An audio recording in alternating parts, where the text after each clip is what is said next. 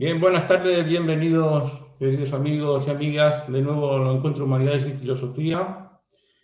Hoy con un tema muy importante, como siempre. Recordarán este libro de hace 6 años o 5, que es Las huellas judías y leonesas en el Quijote. Tanto Cervantes como el Quijote, según Santiago Trancón Pérez, tienen su ascendencia de judía. O concretamente de la zona de Leonesa. Muy buenas tardes, Santiago. ¿Cómo estás? Buenas tardes, aquí estoy, dispuesto a que hablemos del libro más importante de la historia Exacto. literaria. Sí, se le denomina en términos ahora muy científicos el genoma de todas las demás novelas, ¿no? El genoma de todas las demás Pues novelas. sí, está La bien dicho, sí. Ginés Méndez también nos acompaña. Buenas tardes, Ginés. Hola Antonio Muy y buenas Santiago, tardes. buenas tardes. Y ahora Hola. Santiago nos va a resumir, pues, esta que yo he contado casi 40 pruebas en el Quijote, donde se demuestra el origen judío de la familia de Cervantes y la condición de cristiano nuevo, de judío converso de Cervantes. Casi 40 pruebas que nos puede resumir, y también otras tantas pruebas, por lo menos 15, de su ascendencia leonesa, incluso de que los paisajes y toda la zona que en el Quijote se van describiendo, incluso los molinos, tienen que ver con la zona de leonesa y toda aquella zona. Bien, pues puedes decirme unas palabras sobre eso, resumir ese libro, que es tuyo, y yo sobre todo me gusta las citas que pone al inicio, de Miguel de Cervantes. Lo que se sabe sentir, se sabe decir. O sea, lo que se ha vivido, se ha sentido, se ha razonado, de alguna manera se sabe decir, ¿no? Bien Sí, o peor, se sabe. Pero hay que sentirlo, hay que vivirlo, ¿no? En esa lucha que vivió siempre ahí de encuentro entre el judío converso y cristiano viejo, ¿no? Que sería el Quijote y Sancho, ese diálogo, ese encuentro que quería hacer siempre ahí Cervantes, ¿no? Pues pues sí, tiene la palabra, Santiago. pues sí, esa cita que pongo en el comienzo, efectivamente, para mí es muy importante en el caso de Cervantes, porque no solo relaciona el sentir con el pensar, sino que hay que aprender a saber decir a través de saber sentir. Es decir, que el sentimiento también es una cosa que se aprende. No creemos que es una cosa meramente espontánea. Hay que aprender a sentir. Somos seres perceptivos, receptores, que lo primero que hacen es sentir el mundo. Y ese sentir es el que uno razona, toma conciencia de él y a partir de ahí puede elaborar su pensamiento. Este es un principio epistemológico revolucionario, extraordinario, que difícil de encajar, por ejemplo, con el de pienso, luego existo de Descartes, ¿no? En tal caso, pienso, luego siento, siento, luego pienso. Por ahí estaría más bien Cervantes orientado. Bueno, esto ya nos da una pequeña pista que detrás de Cervantes hay, en fin, pensamiento. No es un mero, digamos, autor que escribe por escribir o por entretenerse o por entretener, sino que hay una preocupación intelectual en el pensamiento de Cervantes profunda, ¿no? Por eso, en mi libro yo lo titulo, el subtítulo lleva Redescubrir a Cervantes, porque el punto inicial del libro es el darme cuenta cómo sobre el Quijote y sobre Cervantes, pues los siglos han arrojado demasiado polvo.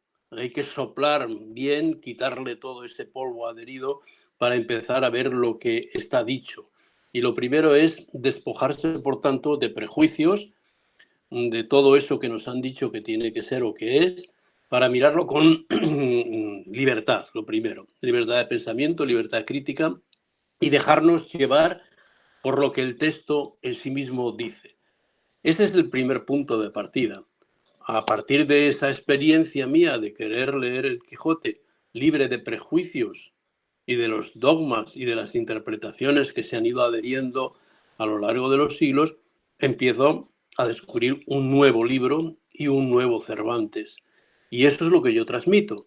Y además lo transmito con la idea de que el lector haga el mismo proceso que yo y que vaya descubriendo, porque es la esencia del Quijote es una incitación a una lectura crítica y una lectura profunda y sentida, donde las emociones te lleven a pensar profundamente. Entonces, tirando de esta actitud o de este hilo, veo que en el Quijote hay una cantidad de huellas que no se entienden sin alguna hipótesis previa.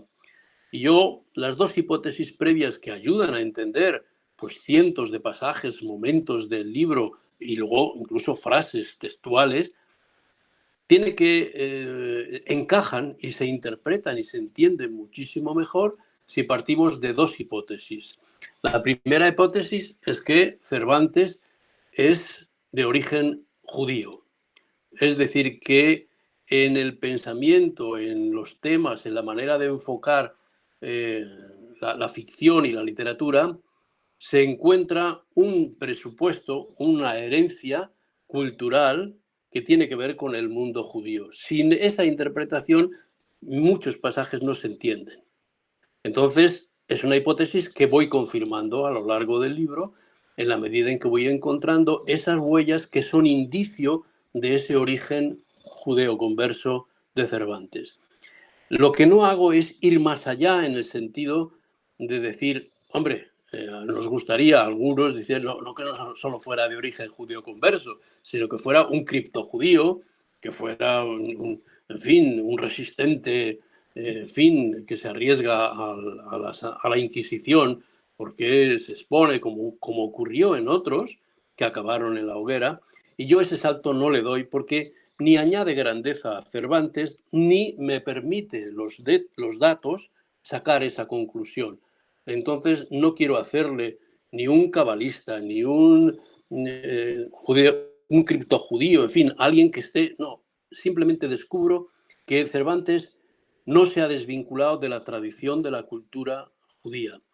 ¿Y por qué no? ¿Por qué no? Pues porque no es una cultura de quitar y poner, no es como una camisa que me cambio cada semana. No, es una huella profunda que tiene que ver no solo con el pensamiento, el sentimiento, sino la estructura psíquica que impone la tradición judía. Porque, digamos, estar integrado en esa tradición no es, bueno, no tiene nada que ver, por ejemplo, con lo que sería hoy integrarnos en la tradición cristiana, donde podemos ser eso, podemos pasar a ser budistas, no pasa nada, no hay una implicación, pero en el caso del judaísmo no, y menos en la época en la que estamos hablando, donde esa tradición tiene que ver desde con la comida, con las costumbres, con los ritos, con el nacimiento, con todos los momentos a lo largo de la vida, con una concepción moral de la vida, con una concepción social de la vida, con una concepción del universo, en fin, y es lo que nos plantea el judaísmo, que no es una mera religión, que no es, digamos, una mera acumulación de costumbres, sino que es una concepción de la vida muy profunda que afecta a todos los aspectos de la vida y que están integrados en una visión global que además están sostenidos por unas prácticas y unos ritos que van, ya digo, absolutamente abarcan toda la vida. Por tanto, eso no es una cosa de quita y pon. Y eso es lo que yo descubro en Cervantes. Y sin ese presupuesto, ya digo, ahí tú has señalado 30, 40 aspectos en los cuales no se entiende, no se entiende el por qué dice esto Cervantes, de dónde saca esto, ¿no? Qué sé yo, bueno, hay cientos de ellas. Algunas incluso pueden parecer que son forzadas, pero sin embargo no se entienden de otra manera. Sí, sí. Y la segunda hipótesis es que el referente geográfico en el que se desarrollan las aventuras de Don Quijote a partir del capítulo 9-10 no tienen encaje alguno en la Mancha tradicional, es decir, en el espacio geográfico manchego. Y en cambio sí encajan en un espacio geográfico distinto que tiene mucho más que ver con León, con las riberas de los ríos, con las montañas de León, con la meseta leonesa, etc. Y ahí encajan infinidad de datos, otros de ellos muy claros. Con esa doble hipótesis leo el Quijote con mucha más libertad y lo enriquezco. Y por eso digo que lo redescubro, porque esto no es ir en contra de lo que se ha hecho tradicionalmente y se ha interpretado del Quijote, sino al contrario, es enriquecerlo, dejar de lado algunas interpretaciones que no encajan, pero no para anularlas, porque todo es válido, es ficción. No olvidemos que el Quijote es un libro de ficción, no es ni un libro geográfico, ni un libro histórico, ni nada de eso, como se ha malinterpretado, buscando hasta, vamos, las huellas de Rocinante, buscándolas más o menos por ahí por la estepa manchega, ¿no? O sea, aquí está la huella, ¿no? No, eso es un disparate. Me hace gracia eso porque en el fondo es un contagio del propio Don Quijote. Don Quijote tiene tal capacidad de contagiar, ya lo dice el libro, que hace locos a todos los demás, incluso a los que lo leen. Y ha hecho locos, hay cientos de académicos. Les ha vuelto locos que han querido estar midiendo por dónde pasó Sí. Don Quijote con Sancho Panza. Pero bueno, ¿por dónde pasó? Estamos en la Incluso ficción, no. en un congreso cervantista se presentó alguien diciendo que tenía el original de CD de Jamete Benengeli del Quijote, que tenía, Sí. que se lo había Otros olvidado, la se partida le del había olvidado nacimiento. traerlo. Sí. La partida del nacimiento de Sancho Panza han encontrado hace poco. Sí, Cuestión cosas de así. analizarlo. Bien, Ese es pues un poquito el podemos. contenido del libro. Sí, es un libro genial. Podemos decir unas cuantas huellas. Por ejemplo, desde los rasgos físicos y psicológicos de Don Quijote y La Mancha. Sí. ¿A qué se refiere La Mancha? Porque La Mancha no es un lugar geográfico. Primero, los rasgos físicos, claro. Cervantes insiste mucho en la descripción física de Don Quijote, que no es una descripción cualquiera, es una descripción donde acentúa los rasgos que son prototípicos y tópicos del judío. Por ejemplo, la nariz aguileña, ¿no? Sí, Insiste mucho en la cara, la nariz aguileña. Luego él, cuando se describe a sí mismo, y copia casi también. textualmente la misma descripción que hace de Don Quijote, la dice de sí mismo, Este que veis, tal, nariz aguileña, y vuelve a insistir en esos rasgos. En la época de Cervantes, insistir en ese aspecto físico era tanto como decir que era de origen judío. Todo el mundo lo sabía y lo aceptaba. Recordemos a Quevedo echándole en cara a Góngora su famosa nariz. Érase un hombre a una nariz pegado. Las 12 tribus de narices era, refiriéndose a las tribus de Israel, refiriéndose a, en el caso este, a Góngora. Es evidente que si lo dice, y lo dice intencionadamente, claramente, es porque quiere identificar a su protagonista con esos rasgos prototípicos del judío. Y me preguntabas por lo manchego. Pues lo manchego es Sí. otro elemento también muy evidente, que no significa la mancha geográfica. Sí, hace una referencia geográfica a La Mancha, que recordemos que era una pequeña zona de 14, 15 pueblos sometidas a la Orden de Santiago, que no tenía ninguna relevancia ni política ni geográfica para nada en la época de Cervantes. Era como si yo hablo ahora de la Cepeda. ¿Quién sabe qué es la Cepeda? Si digo la Maragatería todavía se entiende algo, pero la Cepeda no conoce nada. Entonces, esa referencia de La Mancha es simplemente otro de los guiños y nos revela cómo actúa Cervantes, cómo transcribe y transpone a través de los nombres distintos significados que pueden tener las palabras, enriqueciéndolas y dejando al lector que acoja aquel significado que cree más conveniente. En el caso de La Mancha, pues evidentemente la mancha geográfica, eso es lo de menos. ¿Por qué digo que, y lo mismo que digo de la nariz, digo, el término manchego en la época era también utilizado efectivamente lo mismo que la nariz para identificar a los judíos, y no había ninguna duda. Pongo un ejemplo clarísimo en el caso de la Pícara Justina, que se edita justamente en el mismo momento en que aparece la primera parte del Quijote, donde la Pícara Justina se llama a sí mismo manchega, soy manchega al uso, la Pícara Justina, cuando sabemos, porque ella misma nos lo ha contado, que su padre era de los barrios de Luna, en León, y su madre era de Cea, de otro pueblecito de la Ribera de León, y ella era de Mansilla de las Mulas, de otro pueblecito de León. Vamos a ver, si está refiriéndose diciendo que es manchega, lógicamente esto es un disparate. Si tomo el término manchego en el sentido geográfico literal, ¿cómo puedes decir que eres de La Mancha si dices tus padres, todos en la zona de León y de los seis, te desarrollas, ejerces tu oficio en un barrio que se llama La Pícara Justina en León, etcétera? De repente esa afirmación hay que contextualizarla, hay que entenderla, qué sentido tiene. ¿O por qué llama a Herodes manchego? Le llama manchego a Herodes. ¿Ah, sí? Más claro, sí, en la propia Pícara Justina aparece, Herodes le atribuye el término manchego. No digamos nada cuando se hace un borrón en la tinta mientras está escribiendo y empieza a hablar de la mancha, esta mancha, no sé qué, claro, está jugando con el término la mancha, el manchego, lo otro, de una manera indiscutiblemente clara referida a los judíos. Porque entonces Cervantes no va a hacer lo mismo. Y luego, claro, en el Quijote encontramos muchas más referencias.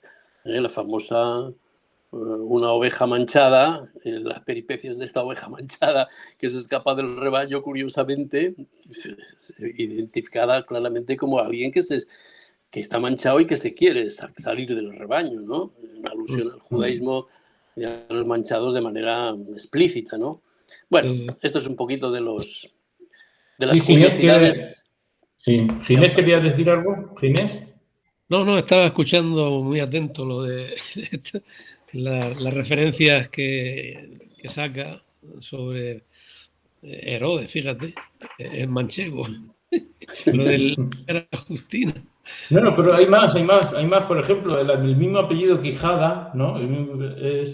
¿no? Es de origen de esa zona leonesa o casi gallega, de judíos conversos, y lo relaciona con la Brit Milá del Quijote, de ponerse los nombres adecuados, ¿no? De judíos. También los duelos y quebrantos los sábados, estamos en la primera página del Quijote. O sea, ya ahí lo dice todo. O sea, ¿por qué duelo y quebranto los sábados? Tiene que comer, ¿no? Tiene que comer cerdo el sabbat, un sabbat, nada menos. ¿No es así? Sí, la expresión duelos y quebrantos, que era un plato pues donde llevaba tocino, cerdo, ¿no? En el cocido típico, justamente Don Quijote lo tiene que comer los sábados, el día de sábado, ¿no? Hace una alusión, pues eso, en fin, una manera que tenían entonces los judíos de cuidado de no ser denunciados a la Inquisición, porque ellos, en fin, comían carne de cerdo. Algunos ponían una pata de jamón a la entrada de la casa, así toda despellejada, para también decir que ellos, en fin, eran ya conversos, no eran, en fin, hacer una exhibición. Pero lo de duelos y quebrantos, para referirse a eso, porque algunos dicen, ¿a qué se refiere? Hombre, las traducciones que se hacen en la época de este pasaje de duelos y quebrantos aluden al cerdo. Prosciutto en italiano, en inglés no me acuerdo ahora, no sé qué, con huevos, pero tocino. Es decir, que algunos dicen, ¿a qué se refiere? Bueno, sí, hasta la traducción de la época ya, que se hizo en francés, en inglés, en italiano, hacía referencia a un plato donde llevaba carne de cerdo o tocino. O sea que ya en la es evidente. Santiago, la primera aventura de Don Quijote, aparece ya su relación con la Inquisición, ¿no? Porque Los Molinos de Viento hace referencia a los largos brazos, parece, de la Inquisición, para controlar todo el aspecto de la conciencia. Incluso llegas a sugerir en tu obra que la conciencia subjetiva surge ahí con el judío converso, con el cristiano nuevo que quiere ahí, esa subjetividad moderna. Parece que Cervantes está diciendo que surge ahí, porque tiene que ese es un aspecto, yo creo que es un aspecto fundamental, yo creo que porque de hecho todo el misticismo, Santa Teresa, San Juan de la Cruz y tal, que inauguran, digamos, la interiorización de las vivencias, y en este caso reservándose en la intimidad el trato con el misterio, con Dios, es la creación del mundo interior como un refugio, como un lugar donde el ser humano encuentra y busca la justificación de la vida. Si leemos libros anteriores, ese mundo subjetivo está apenas esbozado, no, qué sé yo, incluso buscamos un mundo interior en Ulises, pues es que no lo encontramos. Digamos, el personaje que interioriza, reflexiona, busca un sentido a la vida, es decir, la dimensión del mundo interior como un mundo propio y que además da lugar a el pensamiento más enriquecedor, donde digamos, la vida adquiere sentido, se busca sentido, es una manera que tuvieron, digamos, los judíos cuando ya no pudieron practicar la religión de manera abierta, ese mundo exterior y compartirlo y tal, tuvieron que profundizar en sus vivencias. Y de ahí surge realmente, si no, no se entiende por qué justamente en este momento, a partir del siglo XV, empezamos en el mundo literario a descubrir que todos los personajes tienen otra dimensión. Y esa dimensión nace precisamente con Cervantes de manera clarísima. Don Quijote es un señor que está siempre pensando cuál es su relación con el mundo, está cuestionándose su propia, hasta lo que percibe y lo que ve, ¿no? Y llega un momento a dudar incluso. ¿Por qué? Porque es consciente digamos, de su mundo interior, ¿no? Y aquí hago una pequeña reflexión que has insinuado tú antes con lo de las aspas de los molinos de vientos y la cruz de San Andrés, que es evidente, que es como una imagen muy, muy recurrente y muy, muy clara, ¿no? Es el modo de proceder de Cervantes que a mí me apasiona, como que dice, los molinos son molinos, efectivamente, es decir, no es un delirante. Cervantes no delira, ni siquiera Don Quijote delira, porque vemos muchas veces que sabe distinguir bien la realidad del delirio, ¿no? En muchas ocasiones. Pero en este caso, digamos, los molinos son efectivamente molinos, ¿sí? Pero al mismo tiempo son gigantes. Y aquí está la... ¿Por qué? Porque representan, simbolizan, expresan de modo claro un gigante. ¿Y qué es un gigante para Cervantes? Es aquello a lo que tiene que enfrentarse, a lo que el ser humano, en este caso Don Quijote, un ser limitado y tal, tiene el arrojo y el valor y el atrevimiento de enfrentarse y encararse, aunque sepa que no lo va a poder vencer, pero va hacia él y lucha contra él, no se deja dominar. Por tanto, en este caso, cuando dice, no, está loco porque confunde, no, no es que confunda, es que para Cervantes quiere darnos a entender cómo el ser humano en un momento determinado se enfrenta a fuerzas muy superiores, pero en lugar de quedarse acobardado, encerrado, perdido, es capaz de enfrentarse. Y de ahí nace su grandeza. Y por tanto, los molinos son molinos, pero son gigantes a la vez.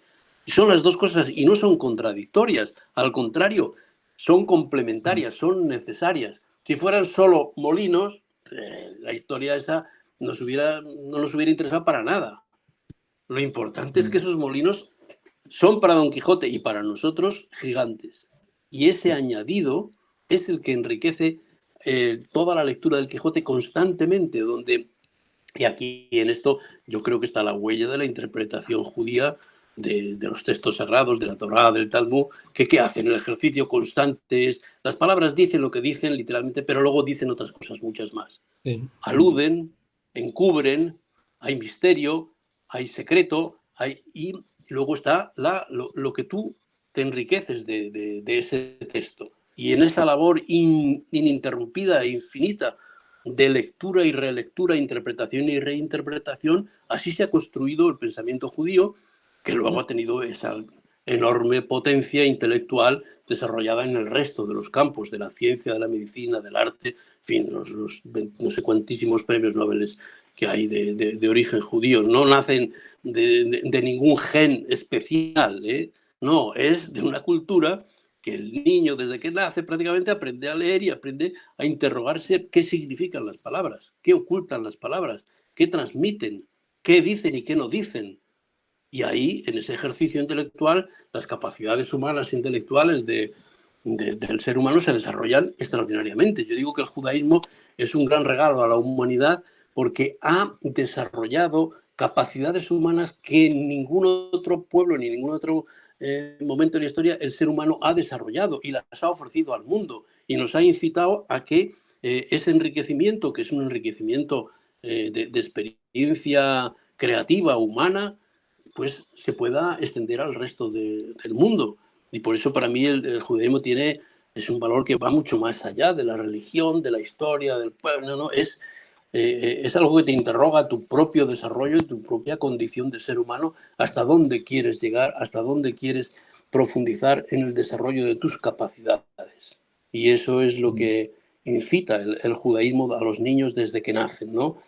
Porque además tienen que aprender a leer enseguida. Es decir, no hay ningún pueblo en el mundo que ponga como requisito casi fundamental para la condición de judío el saber leer. Recordemos que hasta el siglo XX prácticamente el 90% de la población no sabía ni leer ni escribir. En Europa, no ya en otros sitios. Claro, hay una diferencia abismal en dos culturas, dos pueblos, en fin. Por ahí debe entenderse un poco también el Quijote. Sí, hay que pensar mucho y ser un buen lector para entender el Quijote y las demás obras, incluso las novelas ejemplares de Cervantes, de todo Cervantes. Sí, Ginés, ¿iba a decir algo? Es que se me ha ido la pantalla. ¿Vosotros me veis? Yo sí. No sé qué he tocado aquí. Me ha salido algo. Sí, y a ver si nosotros te vemos bien. Dale, te vemos bien. Dale otra vez que igual lo recuperas. No sé. No, si te oímos, podemos... Bueno, seguimos. Santiago ahora se incorporará de nuevo, Ginés, creo, porque le ha dado un botón de... Hay otra cuestión muy interesante que siempre es lo que tú dices sobre el enfrentamiento de la Inquisición, cómo disimular ante la Inquisición, porque claro, era el judío converso, Cervantes o el mismo Quijote, tiene que estar siempre disimulando. Y también un enfrentamiento a la autoridad, con la liberación de los galeotes, por ejemplo.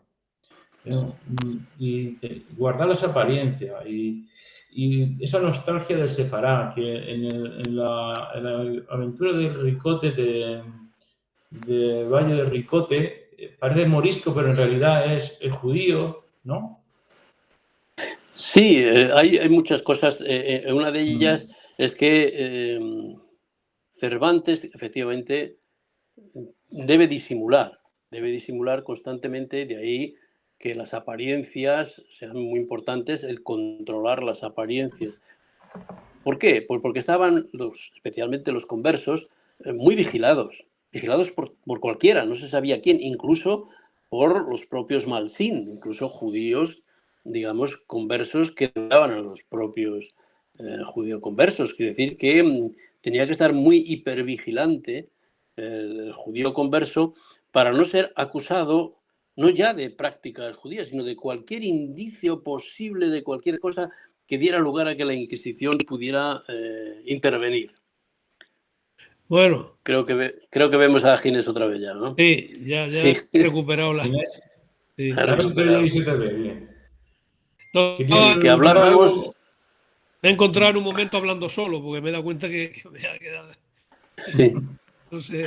Hablábamos de la necesidad de simulación que tenían los conversos, de ocultar cualquier indicio mínimo, porque algunas cosas eran incluso de manera inconsciente, que sea, por ejemplo, sentir repugnancia al tocino o al cerdo, pues podía ser que fueran perfectamente conversos y nada, pero podían sentir esa repugnancia por una tradición, simplemente. Pues debían cuidar hasta eso, porque eso a la Inquisición no le ibas a decir, no, es que esto es un acto reflejo de mi educación y tal. No, si te veían que rechazabas el tocino o lo que sea, ya era un indicio para poder ser acusado por la Inquisición. Por tanto, efectivamente, tenían una hipervigilancia.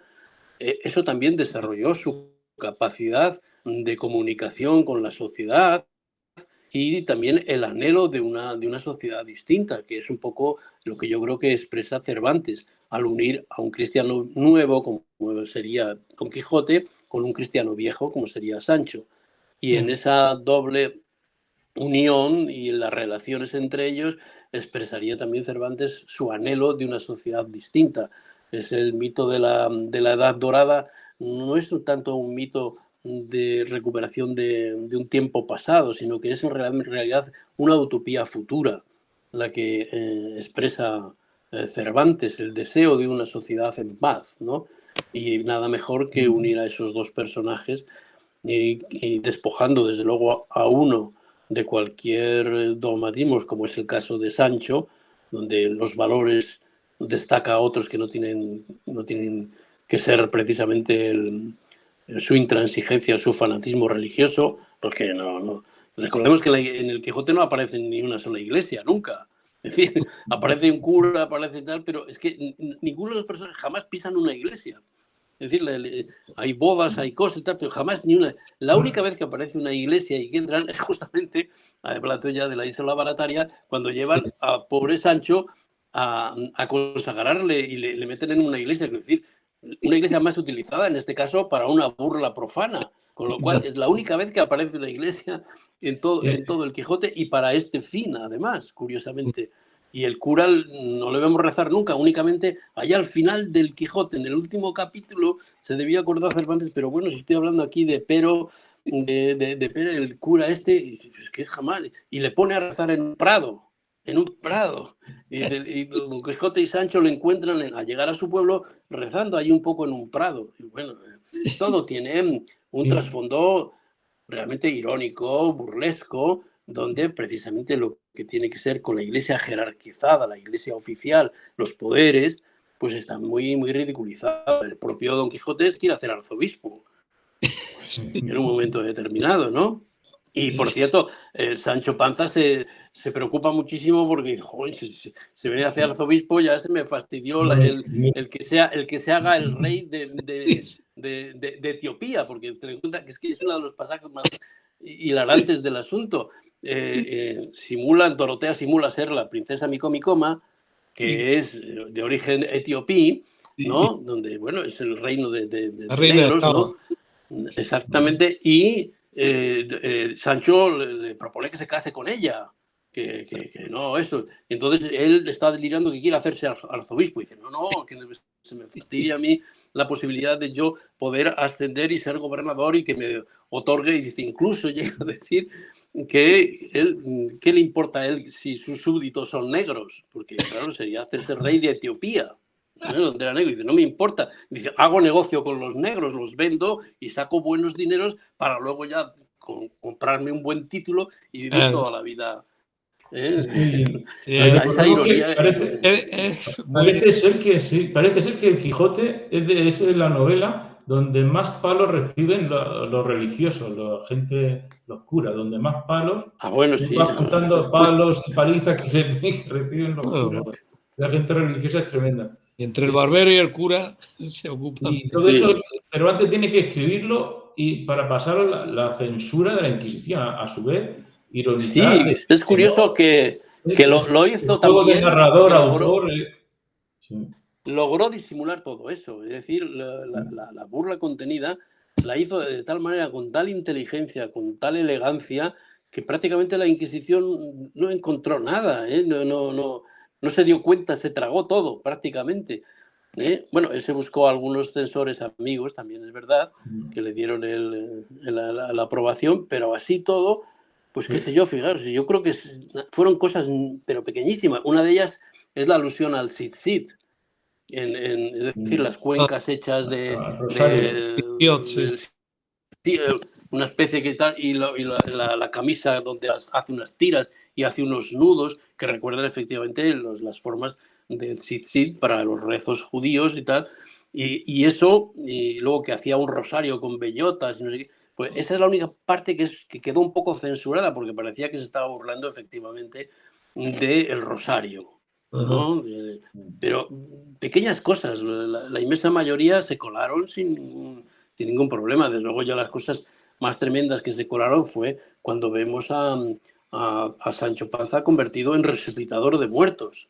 Sí. Que es un momento donde recuerda perfectamente el caso de Cristo azotado, coronado de espinas y convertido con un mantón amarillo y que luego, pues eso, resucita. Pues a Sancho Panza le hacen pasar un poco con alfilerazos y le ponen una túnica púrpura, le golpean, le dan manotadas, y ahí es donde, bueno, hay un paralelismo, ¿no?, con la figura de burla y denigrada de Cristo muy evidente. Eso era de un atrevimiento tremendo, ¿no? Pero bueno, metido en ese ambiente, pues claro, porque todo era una burla, pues supo hacerlo así. Pero Sancho resulta ser como cristiano viejo una buena persona y un cristiano que Don Quijote o Cervantes lo admira. Y yo creo que piensa, ¿quién puede ser Jesucristo si no Sancho Panza? Sí, el lado... Sí, Eso, porque efectivamente en Cervantes no hay un ataque digamos, al cristianismo como doctrina, como tal. No hay fanatismo tampoco, ni siquiera No hay nada. Hay incluso Quevedo. cierto respeto a las corrientes cristianas de aquel entonces que estaban recuperando el cristianismo primitivo, donde la caridad, el hacer el bien y tal, que era todo contrario al cristianismo dogmático que se estaba imponiendo en su época. Y eso Cervantes también lo encarna muy bien en el caso de Sancho, que era ante todo una persona buena, de buen corazón, ¿eh? Y resalta esas cualidades de cristiano. No, incluso aunque dice en un momento que no sé, que odia a los judíos, pero el contexto en el que está dicho todo eso no tiene para nada que ver con ningún ataque antijudío ni nada. Es para que los historiadores le traten bien. Claro. Yo soy cristiano viejo, no me que los historiadores no hablen mal de mí. Y entonces ahí escribe su condición de cristiano viejo. Adelantándose a Fidel Castro, la historia de la solución. Sí. No, hay un tema aquí muy interesante, y además está de moda, es sobre si Cervantes era mixta y parte de la ¿Qué? leyenda negra. Era Más erasmista que Vale. defensor del Imperio Español. Recordemos Lepanto, era un No, soldado también. ¿Tú qué la verdad es piensas que sobre eso? yo la verdad es que no he encontrado para nada ese... Se hizo una interpretación, pues un poquito desde el punto de vista así un poco del pensamiento progre de hoy, ¿no? Pues vamos a ver cómo hacemos a Cervantes que sea y tal, pues venga, le hacemos erasmista, le hacemos eso y tal, bueno, pero es una interpretación absolutamente forzada, no tiene, en fin, no encaja en ese pensamiento, ni mucho menos. Encaja mucho más en un pensamiento, en tal caso, tomista, aristotélico, tradicional. Y respecto a la idea de España, pues vamos, aparece en sus textos y su idea de lo español, no hay ninguna duda que tiene una visión totalmente, vamos, favorable, vamos, incluso que él participa directamente porque dice la batalla más importante de todos los siglos. ¿Por qué? ¿Por qué se va a vanagloriar él de eso que fue digamos, uno de los hitos de la historia de España? Porque ¿qué hubiera sido si en Lepanto vence el turco? Estaríamos hablando de otra Europa, de otra historia, no tendría nada que ver. Con lo cual, vanagloriarse de eso es precisamente porque se triunfó frente al turco y lo que significaba el turco. Es decir, él los conocía muy bien.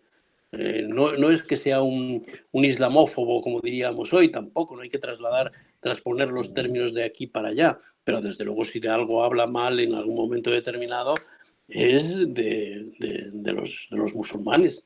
Yo saco algún pasaje donde ahí no cabe interpretación benévola alguna, ¿no? Es la serpiente, la víbora que está dentro de nosotros que hay que erradicar porque si no va a envenenar todo el cuerpo social, ¿no? Así lo considera, ¿no?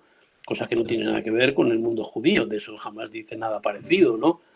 Que pudiera ser en teoría incluso más justificado, supuestamente. Incluso los 5 años y medio que parece que estuvo en cautiverio en Argel, intentó varias veces escapar como un valiente, como un león, digamos, ¿no? Como un león. Sí, no, Intentó escapar y con peligro de ser pero torturado y muerto. Sí, no le cortaron la lengua y las orejas, pues no se sabe todavía por qué, porque debía tener también más habilidades de las que creemos a la hora de eso, y porque creyeron que debió saber simular bien que era un gran en fin, potentado y que detrás de él pues podían conseguirse muchos doblones de dinero por su rescate. En fin, logró y luego pues debía tener capacidad de persuasión y efectivamente su relación con el mundo musulmán en Argel, pues hombre, le dio un conocimiento muy directo de todo eso. Y el pasaje, sí, perdón, Ginés. Sí, Ginés. El pasaje de la Mora Zoraida, una Sí. que de alguna forma también ahí mete digamos, su adversidad en su cautiverio, ¿no? Sí, de cierto modo es una figura, pero que además se convierte, se hace cristiana, en fin, incluso pues está tratada con Sí. mucho cariño, ¿no? Es que Zoraida en árabe es Sara. Uh-huh. Bueno, no sé yo si ahí, no sé, bueno, sí, de todas formas la figura de Sara en el judaísmo es como dice, la matriarca Sí, sí, la sí. mujer de Abraham, la mujer, no la esclava, que es la madre de los musulmanes, digamos, de los, Uh-huh. ¿cómo se llama? El Ismael. Uh-huh. Sí, O sea, las alusiones un poco al árabe y al mundo eh, árabe y tal, también están ocultas ahí y hace guiños realmente muy atrevidos, porque claro, nos recordemos que Cidi Hamete Benengeli era un musulmán. Es decir, que el autor supuesto del Quijote es un musulmán. Eso no deja de ser algo extraño. Claro que dentro del Benengeli y todo lo que sea, pues ahí está encriptado el propio nombre de hijo del ciervo, hijo de Cervantes, ¿no? Según el origen de la palabra que hay. Es decir, que sabe jugar muy bien con las palabras y ocultar en este caso su propio nombre, haciendo alusión a hijo del ciervo, Cervantes, ¿no? Pero no deja de llamar la atención, claro, de esto. Y recordemos que en el Alcaná, es decir, en el mercado judío de Toledo, es donde aparecen los manuscritos del Quijote, la historia, que luego se la traduce alguien que conoce el árabe, digamos, está escrito en aljamiado, es decir, con caracteres árabes, pero en español, pero utilizando los caracteres árabes, ¿no? Donde ahí habla que, bueno, que en Toledo se pueden encontrar traductores de todo tipo, incluso habla de otra más antigua y más importante lengua, si lo necesitara.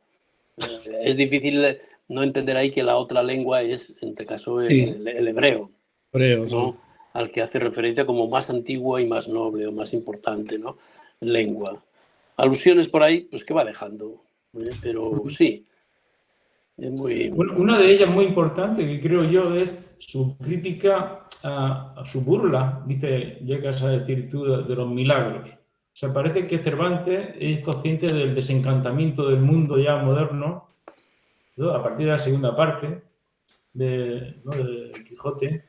El mundo está desencantado y no hay que creerse, son milagros y que tenemos que ser más realistas, y no tan idealistas. Que si eres idealista te vas a topar con muchos poderes como la iglesia oficial o injusticias y te va a ir mal en la vida, que tiene que ser más realista en la vida. O sea, que siendo idealista y romántico no vas a ningún lado. Parece que no quiere decir eso Cervantes, ¿no? Con el Quijote.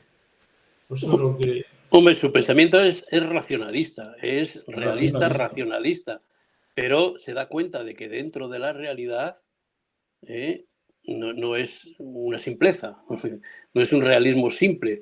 La realidad está atravesada por el misterio, por lo desconocido y por la visión que cada uno tiene de esa realidad y que eso no lo puedes borrar de un plumazo y que sobre todo puede ayudar a transformar la realidad el imaginarla o desearla de una manera distinta, incluso utópica, pero no irracional.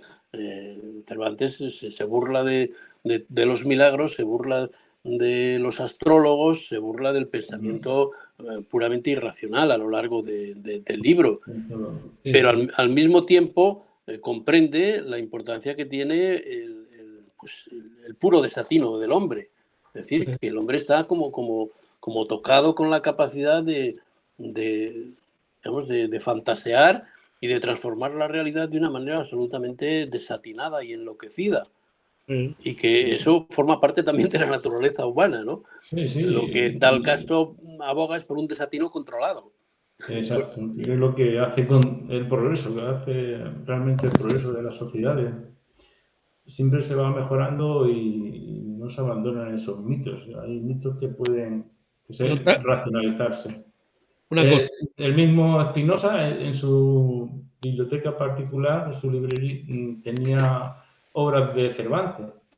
El mismo Spinoza en español, o sea que lo consideraba un racionalista y un referente filosófico. Y sí, Ginés, tenías tú... Sí, no, que estoy acordándome de cuando Don Quijote dice que está maravillado de que se le caen, siempre está con refranes el Sancho. Dice, de que salen los refranes como... Y hoy, ¿qué pasa? No os oigo. A ver. Sí, te oímos. Sí, ahora sí.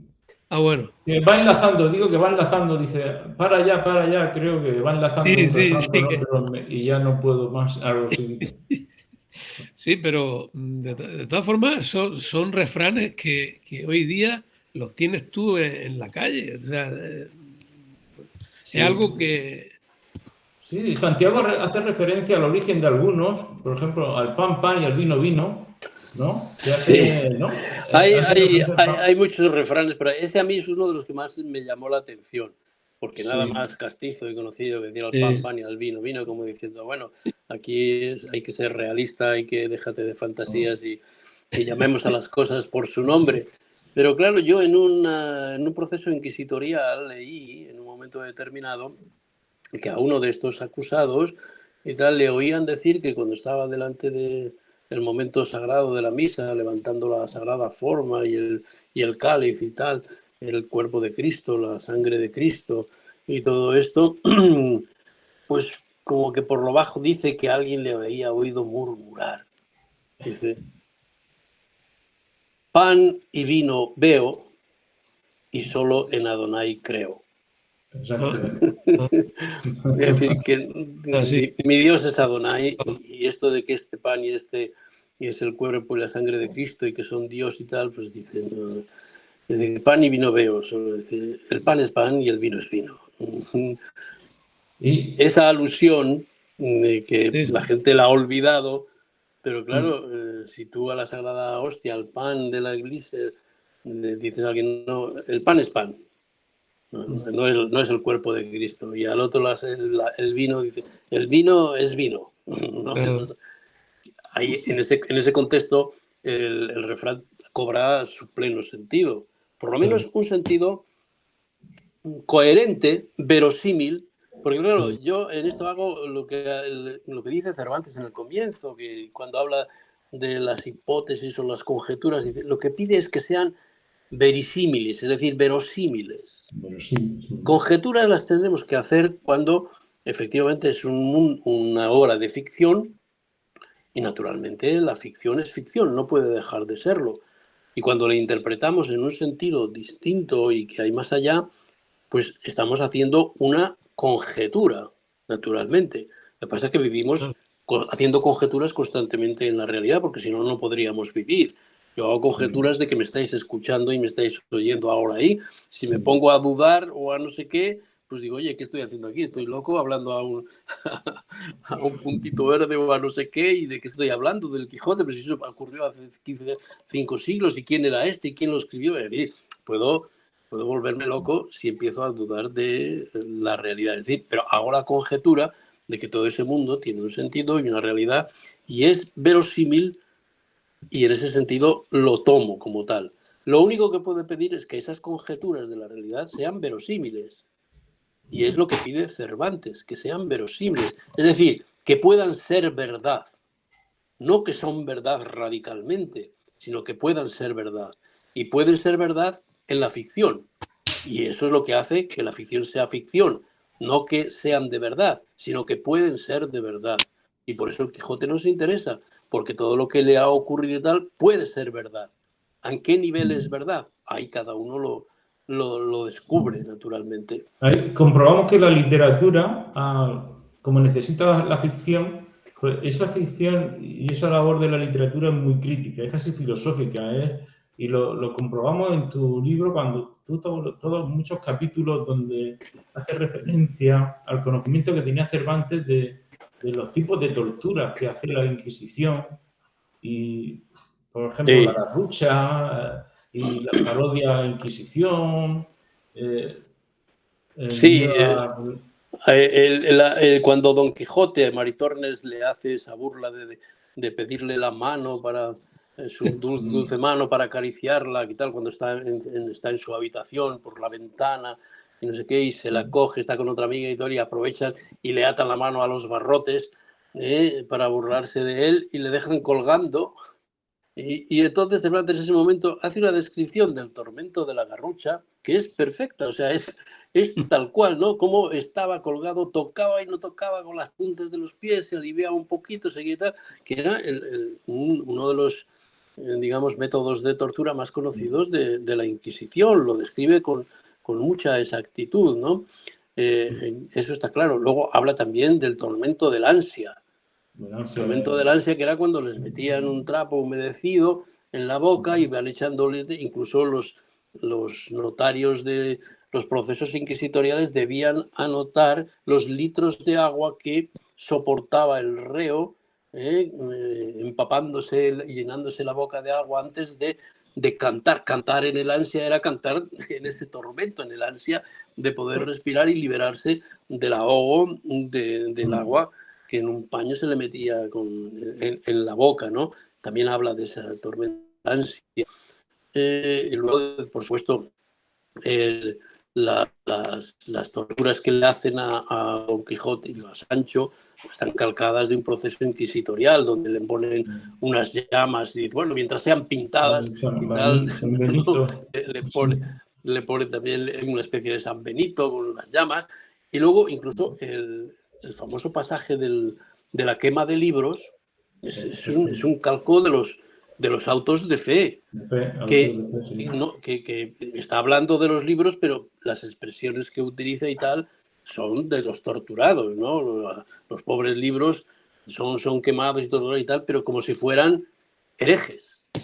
Los libros es una sustitución del hereje. Hay aquí pues una metonimia, que es uno de los recursos constantes de Cervantes, ¿no? Utilizar una cosa por la otra para referirnos a, en este caso, los libros sustituyen a los condenados, ¿no?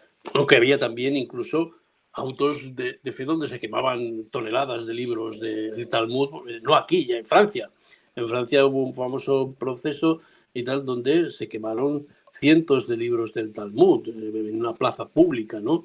Luego nos acordamos de lo que hizo Hitler con los libros y tal, pero a lo largo de la historia, sobre todo el Talmud ha sido el gran libro, digamos, objeto de las iras y de las llamas a lo largo de la historia. Y en este caso... No solamente el libro, también citas tú cómo se quemaban, bueno, a la madre Vives, a la madre de Vives se desenterraron los huesos, ¿no? Y tú haces referencia a desenterrándonos los huesos y enterrándonos la honra, ¿no? Sí, eso lo dice doña Rodríguez, cómo ha murmurado cuando, de ella y cómo tal, y echa mano de algo como si ella fuera una judía, ¿no? O una conversa donde se quiera liberar de ese estigma enorme, donde se van buscando a generación hasta el cuarto grado, todas las generaciones anteriores, para ver si hay encontrabas algún antepasado judío para poderte ya impedir acceder a cargos, estar discriminado, etcétera.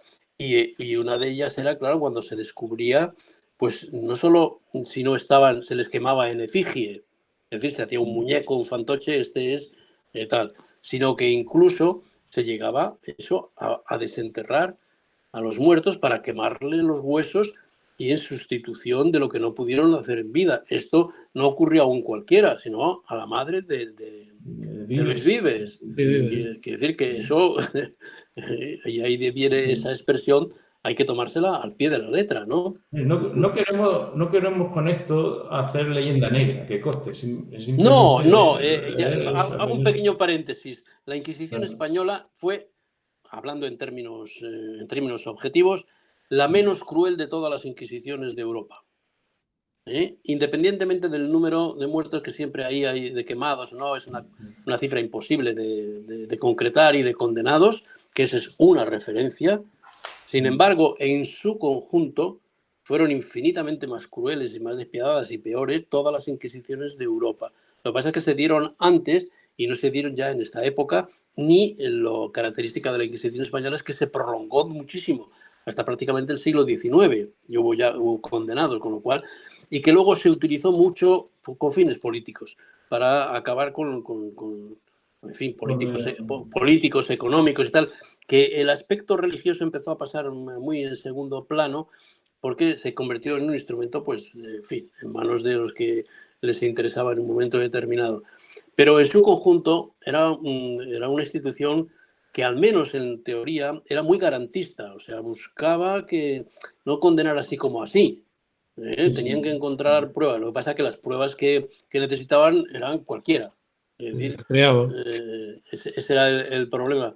Pero en su conjunto tenemos que tener en cuenta que estamos en la época. En la época era lo que hacían todos. O sea, quiere decir que no podemos tampoco trasladar nuestra mentalidad de hoy a entonces. Hay que juzgarla con la mentalidad de entonces. Y dentro de la mentalidad de entonces, digamos, siendo todo lo reprobable que es, el quitarle la vida a alguien por sus ideas o por sus creencias, en el contexto histórico en el que eso ocurrió, bueno, hay que situarlo y no hay que acentuar y convertirlo efectivamente en un elemento de la leyenda negra. No, fue un error y fue un eso, pero fruto de la historia que hicieron todos y que incluso en muchos sentidos fue mucho más suave y estuvo mucho más controlada desde el principio, incluso obsesivamente regularizada, establecida, donde ya digo, había un notario que hasta para decir los litros de agua que si se pasaban o lo que sea, pues podía decir, no, ese juicio no vale, se ha pasado usted. Recordad que también tuvo cierto origen seguramente la Inquisición en las prácticas de los propios, no sé cómo se llama la institución de los judíos, que juzga, no especie de Sanedrín, sino no me acuerdo ahora, en el libro lo pongo, una institución donde que se copia en gran parte el cierto sentido de justicia, de rigor, de minuciosidad, de anotarlo todo, es decir, es cierta obsesión judía, ¿no? Porque, digamos, todo esté validado por la ley, el orden, las normas, de una manera incluso obsesiva, ¿no? Y en ese caso, uno de los preceptos que establece la Inquisición es de origen judío. Prohibido las torturas o cualquier método para hacer confesar a un reo, el derramamiento de sangre está totalmente prohibido. No puede haber derramamiento de sangre. Por lo cual el tabú de la sangre judío y todo lo que sea se asimila por los tribunales de la Inquisición como que cualquier tipo de tortura, pero que no implique para nada derramamiento de sangre. Bueno, decís, bueno, no es lo mismo que le corten a uno el cuello o que le pille tal, que le hagan otro tipo de perrerías dentro del contexto de la época. Pues hay que entenderlo y eso es ser sensato, porque ahora proyectar nuestros valores, nuestras ideas, y bueno, vete tú sabes, porque si conocíamos las cosas que ocurren hoy, comparadas con las de Inquisición, en algunos sitios son infinitamente peores. No digamos nada de lo que está pasando en el mundo islámico. Bueno, donde se ven vídeos por ahí por la tele que son realmente espeluznantes. Estamos en el siglo XX. De cortar la cabeza a una mujer delante de una multitud. Eso, pero además así, visto y tal, no digamos ya, o el azotarlas, pero vamos, esos vídeos terribles donde un talibán de esto... Hemos hablado de la libertad, de la defensa de la libertad como conciencia crítica racional, ¿no? En Cervantes, en Quijote, pero también ahí dices tú que elogia la paz. ¿Por qué elogia la paz Don Quijote, Cervantes en su obra? Porque ese elogio no es un elogio romántico, sino es un elogio de encuentro, de intentar solucionar, ¿no? Sí, problemas está que tenía España. en cierto modo, en el mito de la Edad Dorada es una transposición de un deseo utópico de una sociedad donde los valores caballerescos y pastoriles se recuperen en el sentido noble de la palabra, donde no se permita la injusticia, donde se defienda a los pobres, a los más desvalidos, donde, claro, Don Quijote es un defensor de la libertad, de la justicia y un defensor acérrimo de todo aquel que sufre una injusticia del tipo que sea, incluso llega a liberar a los galeotes, que se supone que están mal juzgados y estaban recibiendo un castigo inmerecido o exagerado. Y para él el sentido de la justicia está por encima de todo. Esto, naturalmente, es un deseo de Cervantes. ¿De dónde le nace? Pues la conciencia que tendría de los propios conflictos de su época y de cómo, precisamente, uno de los elementos clave de la falta de paz interna en España era precisamente el conflicto judío, la persecución de los judíos. Que eso, hablando un poco de la Inquisición también y la importancia que ha tenido para mí, ha sido también muy determinante de la historia de España, en el sentido negativo, porque el enemigo en España no está fuera. Cuando ha estado fuera, lo hemos vencido. Cuando se metió, en fin, Napoleón y tal, pues salimos y lo echamos, pues se acabó. Es decir, y a lo largo de la historia otros enemigos externos, pues no ha habido. Y el Imperio Español, claro, tenía tal capacidad de dominio, de expansión y de organización y de todo, pues que digamos, desbordaba por completo el círculo de la península, el mundo cerrado. Cuando esto ya se cierra aquí, llega un momento donde el conflicto se convierte en guerra interior. Y esto tiene origen precisamente en la persecución de los judíos, es decir, cómo no se logró una verdadera integración, que en principio era el propósito noble de los reyes católicos, hay que decirlo también, no eran sádicos, no eran perseguir por perseguir, creyeron, equivocadamente o no, en el contexto de la época, que necesitaban cohesionar y unificar internamente la sociedad española en una sola religión, que no era solo religión, sino que era todo un conglomerado de comportamientos más general, ¿no? Pero ¿qué pasó? Que al implicar la renuncia a las creencias, al fe, a las costumbres, a los ritos, y al convertir al de al lado en un sospechoso criptojudío, se generó, digamos, la sospecha de que el enemigo estaba dentro. Y la sociedad española, yo creo que todavía estamos padeciendo ese comportamiento interno donde lo que se dice el cainismo, el enfrentamiento interno en España, no se encuentra en ninguna otra parte de Europa y del mundo. Es un rasgo demasiado evidente, ¿no?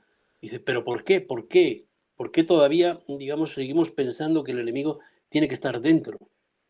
Y tenemos que encontrarlo, y si no lo inventamos. La situación política actual en España confirma un poco todo eso, con el gran agravante de que hasta ahora en todas las crisis históricas donde se ha cuestionado el equilibrio y la cohesión social, digamos, el problema fundamental no era la propia constitución de España como nación y como Estado. Había luchas internas entre unos y otros, progresistas, reformistas, reaccionarios, no sé qué, carlistas, vale, pero no se cuestionaba la existencia de España como tal. Por eso la crisis actual, donde los dos bandos están, lo que los divide es la concepción de si España debe o no seguir existiendo como tal, esto es algo nuevo y realmente peligrosísimo, que tiene origen, digamos, seguramente en esas divisiones. En esa época. Sí. Antes de pasar a tu último libro, precisamente La España sentenciada, habla. Ahora, antes de pasar podemos hablar algo del último libro. Ginés nos comentaba antes del cuento de la cañaeja, de cuando hacen a Sancho Panza, ¿no? Le dan la ínsula Barataria y le tiene que juzgar, ¿no? ¿Qué tienes que decir de ese cuento de la cañaeja o de otros, ¿no? De Ginés sobre eso? ¿Yo? Sí, bueno. No, no, que eso yo lo he visto también en el Talmud. Eso es. Y luego, pues, los juicios de Salomón son los juicios de la Ínsula Barataria, de Sancho. Es decir, el juicio ese de Salomón, en el que dos mujeres tienen críos pequeños y uno se muere durante la noche, entonces la otra coge y le coge el crío a la vecina, no sé cómo. Total, que pues, la madre real pues va a pedirle al rey que decida de quién es el crío que vive. Y bueno, Salomón pues, pone, venga, partirlo por la mitad y la mitad para cada una. Entonces, la que era la verdadera madre, pues dice, no, pues dáselo a la que no era la madre, ¿no?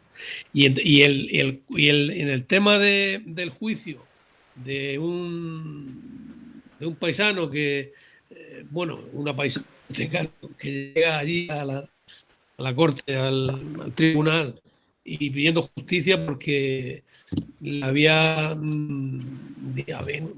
yacido con un paisano y no le quería pagar el servicio, ¿no?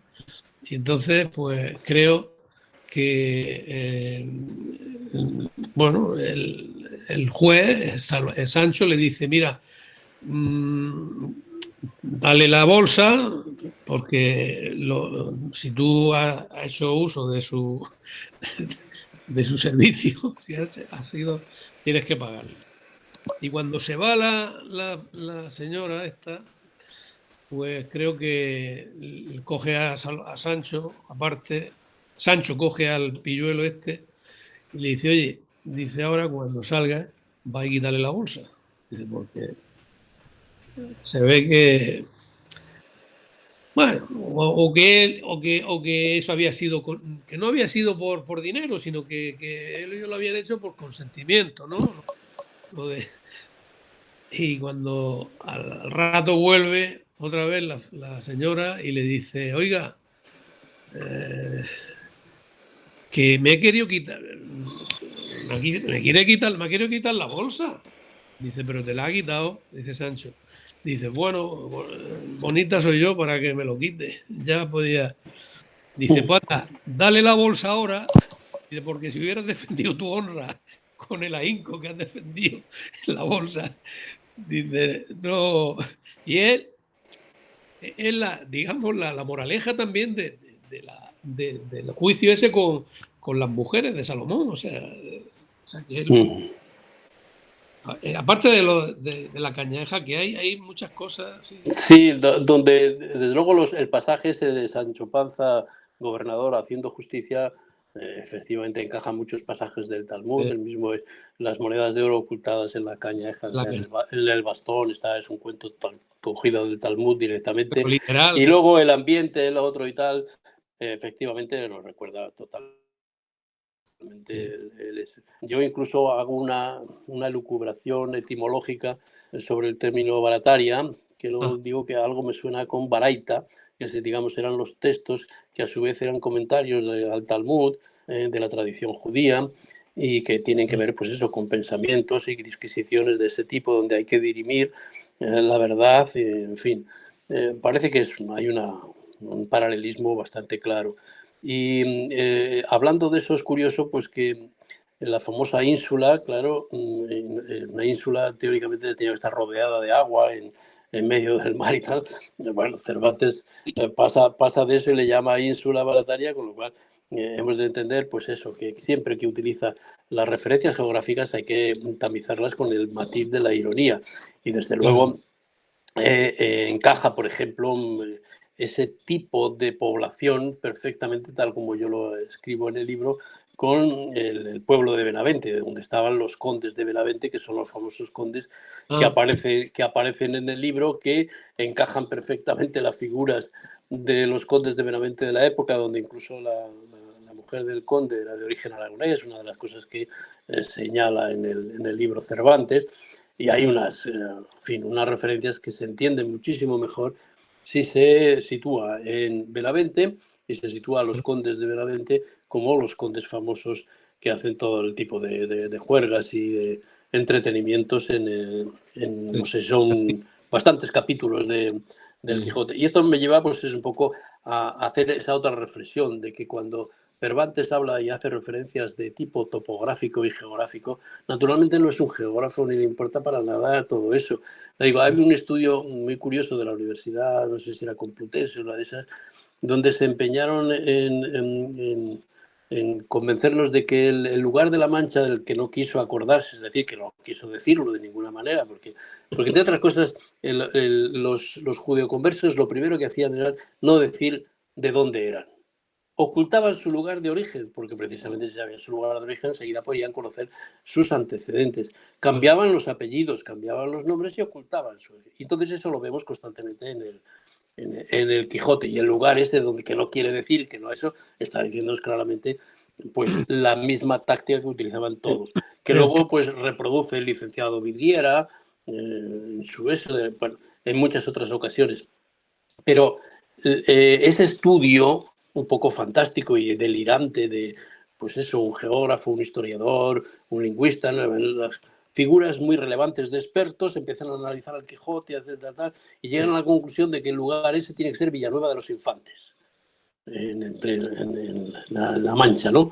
Porque empiezan a ver las dimensiones de cuánto, uno de los elementos que barajan en esas variables para llegar a esa conclusión para ellos incontrovertida, es las distancias que recorrían Don Quijote y Sancho en un día y las que fueron recorriendo. Entonces hacen cálculos de las millas, los kilómetros que pudieran haber recorrido y entonces dice, solo encaja la distancia que hay de tal, el punto de partida siempre tiene que ser Villanueva de los Infantes porque ahí encajan todos los demás. Claro, dentro de esas variables decían lo que recorrían Don Quijote y Sancho y con eso en verano, bien, normal. Pero luego añaden y en invierno, es decir, recorrerían tanto, disminuyen la cosa en invierno. Y yo lo primero que les digo, pero ¿cuándo han visto el invierno en el Quijote? Pero si no existe el invierno en el Quijote. No existe, nunca. Pero si están viviendo a la intemperie todo el tiempo, ¿cómo van a estar en invierno en medio de la meseta donde se van a refugiar todo el resto y tal, tal? La única vez que llueve un poco es una tormenta que se pone la vacía famosa, que se cubre con ella y tal. Es una tormenta de verano. Todo ocurre en época desolada, que pueden estar por ahí, por los montes perdidos, viviendo y tal. No existe el invierno en el Quijote, ¿no?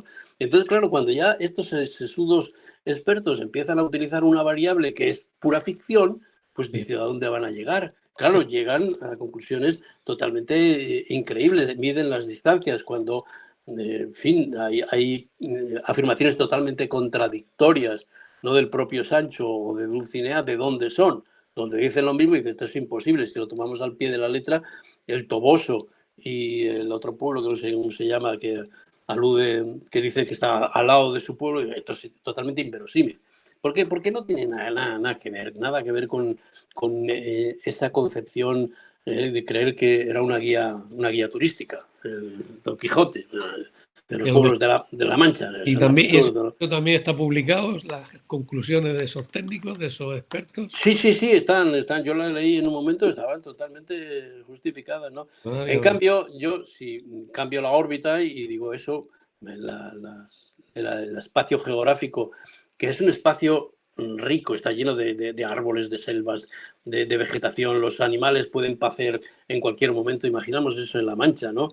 Es que donde encontraban la hierba estos en fin, y toda la vegetación, la flora, la fauna, todo no tiene nada que ver con La Mancha. A partir del capítulo 9, Cervantes intentó hacer una novela corta y en los primeros 9 capítulos, pues más o menos lo sitúa ahí en un lugar así y tal, pero luego, claro, cuando empieza a crecer y le sale Don Quijote, te das cuenta de que allí no pinta nada y entonces lo tiene que trasladar a un espacio geográfico totalmente distinto, que tiene más que ver con la novela pastoril, con la novela caballeresca y con todos los lugares exóticos y míticos donde puede haber montañas, selvas, en fin, donde lo que aparece. Y eso encaja totalmente con el León. Cuando encima aparece un capitán cautivo que es de origen de las montañas de León, que es un trasunto, un doble del propio Cervantes, hombre, la cosa no es tan gratuita el imaginar que estamos en un espacio geográfico radicalmente distinto donde adquiere mucho más sentido.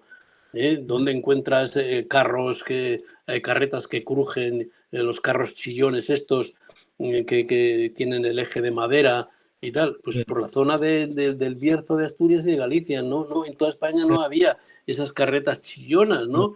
Porque no lo necesitaban. En cambio, Cervantes lo describe con minuciosidad, tenía que conocer, conoció esos pueblos de alguna manera para poder hacer esas descripciones tan minuciosas, o los pastores, o los mastines, en fin. Parece ser que era leonés, como bien dices tú en tu... El origen, yo tampoco puedo decir, cuando unos dicen, no, es que estás diciendo que era de... Hay algunos que dicen, era de Cervantes de Sanabria, nació. Digo, no, tampoco vamos a inventarlo, es decir, eso desprestigia lo que yo estoy diciendo. Lo que yo digo es que conocía suficientemente la geografía de que estoy hablando, leonesa, y eso da por supuesto que tenía que tener un vínculo con esta zona, además en aquella época. Si no ha vivido... Por ejemplo, tú añades el habla leonesa. Por supuesto, hay muchísimos elementos, hay 2 páginas enteras de expresiones que son puramente leonesas. Yo qué sé, una de las cosas que recuerdo ahora sí de memoria, habla de peladilla, una peladilla que hoy entendemos que ese dulce de tomar, ¿no? En León siempre ha sido una piedrecita pequeña, ¿no? Que se utilizaba en los tiradores de los niños para la palabra luego que es... Bueno, luego, en fin, muchas expresiones del leonés, la construcción de los pronombres átonos, de la doble determinación, la mi casa, la mi abuela, en fin, por decir algunas cosas. Sí. Aparte incluso el cultivo del lino, el lino no se da en la Castilla-La Mancha. Tenemos en cuenta que Aldonza, las mujeres del pueblo de Don Quijote están cultivando lino, Aldonza Lorenzo y tal. El lino solo se puede dar en una zona donde hay ríos con abundante agua, porque sabemos que necesita mucha agua, someterse a tal, y donde se cultiva el lino, además, que tiene que haber humedad. Por La Mancha no se cultiva el lino, jamás. La zona donde se ha cultivado el lino era toda la zona de que estoy hablando, eso, la ribera del Esla, las riberas y tal, hasta Galicia, donde ahí fue el mayor productor de lino de toda España y en gran parte de Europa, esa zona, que luego, por cierto, se arruinó en parte por los privilegios de la industria textil catalana que se concedió el famoso Felipe V en el siglo XVIII. Y a partir de entonces, pues el cultivo del lino pues empezó a decaer en nuestro país por privilegiar pues una industria textil mucho más cara, pero en fin, esto ya es otra historia, el tema de los catalanes o de Cataluña. Sí, ya que hemos hablado de las sentencias que daba con sentido común Sancho Panza, veo detrás de ti tu último libro, ¿no? Sí. La pregunta sería, ¿qué sentencia hubiera dado Sancho Panza al juicio del proceso? Pues los hubiera condenado. Nos habla de tu último libro, que acaba de aparecer. Pues desde luego no sé a qué les habría condenado, pero desde luego sin arrepentimiento los hubiera dejado en las mazmorras de por vida. Lo primero que habría exigido era el arrepentimiento y el perdón por el daño causado. Eso es inevitable. Efectivamente, he publicado este libro, España sentenciada pero no vencida, donde hago un repaso de las sentencias judiciales más importantes, sobre todo el Tribunal Constitucional y el Tribunal Supremo, y que tanto han afectado al desarrollo de España en los últimos 40 años. Empiezo por la última, la del proceso y de los golpistas y tal, y luego doy marcha atrás y busco los orígenes de esa sentencia absolutamente disparatada que ha dado lugar a lo que estamos viendo, precisamente porque fueron condescendientes benévolos con esa teoría del apaciguamiento y no sé qué y tal, y mira dónde les ha llevado. Ahora ya les liberaron del delito de rebelión, que era absolutamente imposible de no acusarles de rebelión, con el Código Penal en la mano, claro. Los delitos a la Constitución están claros, son 5 supuestos de rebelión, de los cuales con uno solo era suficiente para condenar a alguien por delito de rebelión, y estos señores, pues 4 de ellos, literalmente, pues los conculcaron, 4 de esos supuestos para el delito de rebelión. O sea que era infalible. No lo quiero recordar brevemente, pero en el Código Penal habla claramente de atentado a la Constitución, o derogar la Constitución, que fue lo que hicieron los golpistas con las leyes de conexión, anular la figura de la monarquía parlamentaria, anularon, por supuesto, con la nueva república fuera el rey, sometieron a un cuerpo formado a la desobediencia, como fue el caso de los mozos de escuadra, que desobedecieron por completo al orden jerárquico del gobierno, y la tercera, declararon la independencia de una parte del territorio. Estos 4 supuestos, con uno bastaría para la rebelión. Pues estos 4 supuestos, absolutamente y al pie de la letra, se cumplieron en el caso de los que ahora quieren indultar, ¿no? Y como escribió Rafa Latorre, un periodista estupendo que hay que seguir, tituló un artículo que decía un golpe sin golpistas o la rebelión de los idiotas. Porque claro, analizando la sentencia, se deduce de que había golpe, pero que no hubo golpistas. Sí, trata de decir precisamente que estábamos en un proceso, era una ficción, que era un ensoñamiento, un encantamiento. Que todo fue una ensoñación. Un encantamiento. Sí. Yo hablo ahí Don Quijote en la cueva. Don Quijote. Yo hablo ahí de la expresión de la teoría de la ensoñación que se saca el Tribunal Supremo de la manga y no se sabe de dónde, una teoría peligrosísima, porque si se aplicara desaparecía el Código Penal y el derecho prácticamente. Si tú tienes que juzgar los hechos a partir de las supuestas intenciones que tienen los autores de ese hecho, que es lo que hace, pues entonces destruye todo prácticamente el derecho, ¿no? Los hechos no los juzgas en sí mismos. Claro, llega un momento en que no tiene sentido. Pues esto les libra del delito de rebelión porque dice que su intención no fue rebelarse. Su intención no fue esos 4 supuestos, sino que lo que querían era negociar con el gobierno. Llevamos 40 años negociando con el gobierno desde Pujol, pero ahora de repente en estos hacen un golpe de Estado, revelan eso, anulan todas las leyes de este y tal, montan una rebelión social y en cambio lo hacen para seguir negociando. Pues era lo que estaban haciendo con Soraya, con lo otro, con lo que han hecho 40 años. Para eso. Y entonces dice, es que esa era la intención que tenían. Los señores magistrados interpretan que no han querido rebelarse ni han querido nada, sino simplemente que querían era presionar al gobierno. Y esa es su único. Claro, cuando tú interpretas unos hechos a partir de una interpretación que ni siquiera ellos dicen, porque ellos no te dicen que lo hacían para presionar, te dicen que iban a por la independencia. Claro. Y no solo lo dicen, sino que lo hicieron y que lo volverán a hacer. Te lo están diciendo. Yo creo que no se ha dado en la historia de la jurisprudencia un caso donde los condenados por un delito de rebelión tan grave y tal, le digan al propio tribunal, dice, mira, sí, tú condéname lo que... Ni siquiera antes de saber la condena. Dice, mira, me da igual lo que tú digas, yo me lo voy a pasar por donde pueda el asunto. Lo volveré a hacer. Sí. Y se lo dice a la cara, al tribunal, todos se lo dicen al propio tribunal. Sí, pero lo curioso es que el tribunal, no sé si el magistrado principal era Marchena, no lo sé. Sí, Marchena. Lo curioso es que actúa como si el Quijote, como diciendo, ha sido un encantamiento, Sancho, querido Sancho. Sí, ha sido un ensoñamiento. Ha sido una quimera, ha sido una ensoñación. Hablan de quimera, de ensoñación, de señuelo, de ofuscación, y que los pobres ciudadanos se lo creyeron. Cayeron en la ingenuidad de creerse. Es decir, como si todo hubiera sido efectivamente un pasaje del Quijote, ¿no? El Quijote actual. Sí, que se habían dejado llevar por las fantasías de Don Quijote. Y ya está. Es tremendo. Pues esto es lo que nos está llevando a la situación actual. Peligrosísima. Marchena el que hace la instrucción del proceso, ¿no?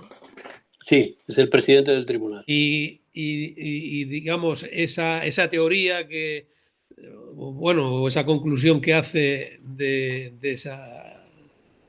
que ha habido un golpe sin golpistas, es lo que dice Marchena, la conclusión que saca Marchena de lo que ha visto, de las pruebas que le han traído y le han presentado sobre esto, ¿no? Eso no ha sido decidido en el juicio, digamos. Porque Marchena hizo la instrucción, pero en la sentencia la hizo el Tribunal Supremo, ¿no? O el Tribunal... No, es el mismo Tribunal Supremo, era el presidente del Tribunal Supremo, que es el que los juzga. Por tanto, seguramente es el que redacta incluso la sentencia, él. Sí, sí, se grabó todo, pero está todo grabado, está todo grabado. No se hace primero una instrucción. Sí, bueno, la instrucción la hace el juez de Arena, que hace una instrucción impecable, tremendamente buenísima. Eso sucede cuando la conclusión que... Perdón, que esa instrucción, que es la base, el origen, la hace el juez de Arena, que es impecable, una cosa soberbia, ¿no? Sí. La asume plenamente la Fiscalía, todos los 4 fiscales, y defienden exactamente lo mismo, y en principio la asume también la Abogacía del Estado, donde estaba el Edmundo Val. Pero el gobierno no le gustó y entonces empezó quitando al Edmundo Val de la abogacía y poniendo a otro equipo, así, manu militari, y esta abogacía ya dice que no, dice que ni siquiera hubo violencia. Eso ya llega a decir, ¿no? Y luego ya viene la conclusión, el juicio, y después ya hacen la sentencia que la redacta seguro, el propio juez Marchena, que era el presidente del... Eso me recuerda a la carta que le envía el duque a Sancho Panza diciendo cuidado que te pueden envenenar, cuidado, ¿no? Que te pueden envenenar. ¿No? Y al final Sancho Panza o Marchena dice, mira, yo esto no es para mí, me voy y abraza a su Rucio y le da un beso. No sé si Marchena, con esto último de que no se le debe dar el indulto... es tremendo. Yo, claro, lo que defiendo es... Lo que defiendo en mi libro es que hasta ahora los jueces han gozado de una respetabilidad, son tabú porque su lenguaje es muy hermético, muy difícil, todas las sentencias y tal, y los únicos que lo han criticado han sido los independentistas, ¿no? Pero los demás, la sociedad ha aceptado que, en fin, no se puede cuestionar el Poder Judicial. No, el Poder Judicial no se está cuestionando. Se está cuestionando la actuación de una élite judicial que sistemáticamente, como yo demuestro en el libro, a lo largo de 40 años, ha ido renunciando a su función principal, ha ido claudicando, ha ido dejando abiertas las grietas y ha desguazado la Constitución y ha llegado al momento actual donde estemos discutiendo esta cosa barbaridad de si a unos golpistas que ya han sido condenados muy benévolamente se les saca de la calle, de la cárcel y además se les sienta en una mesa a negociar la independencia. Porque no hay otra cosa que negociar. Sí, eso es lo que va a suceder. Todo lo demás es mentira. Dentro de una semana, sí. Es completamente actual. De Con hecho, lo cual, pues hombre, hay que... Un encuentro de humanidades y filosofía se titulaba así funciona la justicia, y se criticaba al Consejo General del Poder Judicial, que es puesto a dedo por los políticos. Entonces eso no puede ser, tienen que ser elegidos por los jueces para que haya más independencia, porque es que de ese Consejo General del Poder Judicial sale el presidente del Tribunal Supremo, incluso, o pueden... Todos, sí, nombra todo. O sea, han politizado la justicia, entonces no hay Estado de Derecho. Eso sería criticado por Cervantes incluso. Sí. Hombre, es de tal el escándalo de la situación que realmente estamos en un momento crítico donde la propia, pervivencia del Estado democrático y de España como tal, pues está totalmente en cuestión. Y bueno, los pasos que se están dando son en la misma dirección y es tremendo lo que nos vamos a encontrar. Sí, el libro el título de España sentenciada, con el doble sentido de sentenciada a muerte o que tenemos sentenciada, pero no vencida. Digo, para atenuar luego, pero no vencida, en el sentido de que efectivamente las sentencias de los jueces han ido a desguazar la Constitución y a destruir el fundamento de España como nación, desde el lenguaje, el famoso Estado de las Autonomías, en fin, todo. Las sentencias han ido abriendo la puerta. Esta última, desde luego, es ya el resultado escandaloso de un proceso largo donde se van encadenando unas sentencias con otras y ya digo, vas viendo cómo se va desmoronando la idea de nación y la idea de España a partir de esas sentencias bajo la presión de los independentistas. Siempre han ganado. Es decir, lo único que se demuestra en el libro es que jamás han cedido un milímetro del terreno conquistado los independentistas. Cuando hablo de los independentistas me refiero sobre todo a los catalanes, pero también a los vascos, porque esos callaos, pero están haciendo exactamente lo mismo, ¿no? Al rebufo. Con otro método, pero con... Sí, Santiago, precisamente los encuentros Humanidad y Filosofía hemos concedido el premio Cervantes de Filosofía este año a la presidenta de Hablamos Español. O sea, Sí, Gloria Lago, la conozco y eso personalmente, se lo merece, se lo merece. se lo merece totalmente porque es que Cervantes defendería, es que es el español, la clave es el español, el idioma que lo están cada vez minimizando mucho más en Cataluña, persiguiendo en Valencia, persiguiendo en País Vasco, en Galicia incluso, persiguiendo al español. Y claro, si tú a los niños no les dejas educarse en su idioma, en el español, pues queda poco para dividir a la nación española. Ya, O sea, por supuesto, cuando hablamos... hay sentencias que no definen el español que son tan culpables como esta última. Claro, y luego después las sentencias tampoco los jueces se preocupan de que se cumplan. Por ejemplo, acaba de el Tribunal Superior de Justicia y tal exigir las pruebas de selectividad en español, y la Generalidad ha dicho que ni hablar, que no hace ni puto caso. Y ya pasará, quiero decir que, y no ya un 25% de clases en español, que era una ridiculez, también dice que no lo cumplen. Es decir, hemos llegado a un momento donde la ley no significa nada para los independentistas.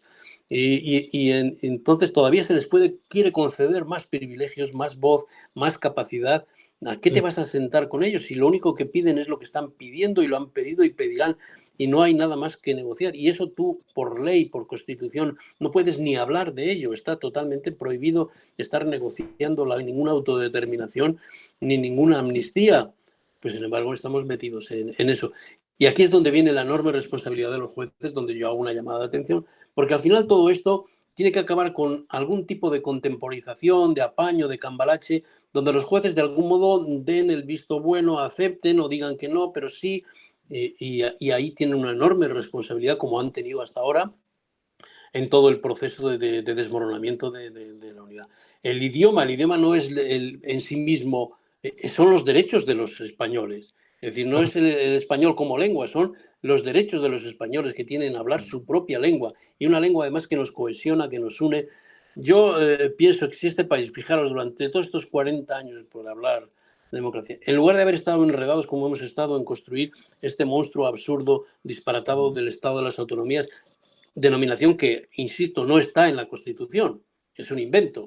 En la Constitución aparece el Estado, y el Estado incluye las comunidades autónomas, las diputaciones y los ayuntamientos, los municipios, pero jamás habla del Estado autonómico frente al Estado central, como si fuera un Estado bicéfalo y peleándose uno con otro. Esto es un invento de la primera gran sentencia del Tribunal Constitucional sobre la LOAPA, la Ley Orgánica de Armonización del Proceso Autonómico, ya de 1983, que ahí empezó ya, digamos, el desguace de la Constitución democrática y de los principios de igualdad entre todos los españoles.